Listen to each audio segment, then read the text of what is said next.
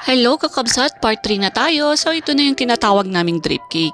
Bago namin to ginawa, ay nilagay ko muna yung cake sa chiller ng ilang oras para mag-set yung frosting or icing nito. Nahihirapan ako sa part na to. Ewan ko ba ayaw makisama sa akin yung pang drip ko. Dati naman best friend kami kasi lagi kong ginagawa ito. Pero this time hindi kami bate. Ang ginamit ko palang pang drip dito ay whipping cream lang din. Kung anong whipping cream meron kayo dyan, kahit na anong brand, pwede nyong gamitin. Paano? Mag-whip lang kayo ng icing tas haluan nyo sa hindi pa na-whip na whipping cream hanggang sa makuha nyo yung gusto ninyong consistency.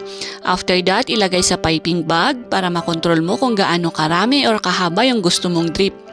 Bago pala kayo mag-drip, itry nyo muna kung mag-flow ito. Basta huwag kayong mag-drip diretso sa cake. Pwede mo ring itry sa isang baso na mataas para makita mo kung hihinto ba to or hindi. At pag nag-start kang mag-drip, laging tandaan na mag-umpisa ka sa likod ng cake para kung nagkamali ka man ay hindi naman ito talaga visible na makikita, lalo na pag napicturan ito. Sabi ko nga kanina, nahirapan ako sa part na to, hindi kami bate sa araw na ginawa ko yan. Kasi ayaw mag-flow yung ginawa kong pang drip. Ninervyos na rin ako kasi alam nyo bang pag nagkamali ako dyan, uulitin na naman namin yung pag-frosting. Mas mahirap yung mag-retoke. Sa awa ng Diyos, naging okay naman yung pang drip ko. Maraming trial ang ginawa namin bago namin ito na-achieve. Nung nakuha na namin yung tamang consistency, ayon tuloy-tuloy na yung pag-drip ko. Natawa na lang ako sa last part or pinakababa ng cake, nang gigil ata ako dyan.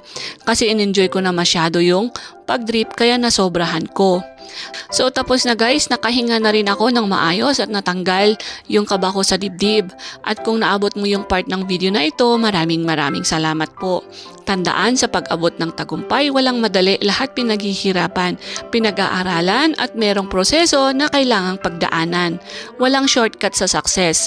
Huwag kang mag-focus sa bagay na gusto mo agad makuha. Mahalin mo ang proseso kung gusto mong makuha yung mga bagay na gusto mo.